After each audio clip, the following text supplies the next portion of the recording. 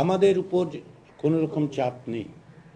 আমরা কোনো রকম জাতীয় ঐকমত্য কমিশন কোনো রকম চাপের মধ্যে নেই। আমাদের যে দায়িত্ব দেওয়া হয়েছে, এবং এক্ষেত্রে স্মরণ করিয়ে দিই যে এই জাতীয় ঐকমত্য কমিশনের প্রধান হচ্ছেন প্রধান উপদেষ্টা অধ্যাপক মোহাম্মদ ইউনূস। সেক্ষেত্রে এর উপর চাপের কোনো প্রশ্ন আমি দেখতে পাই না।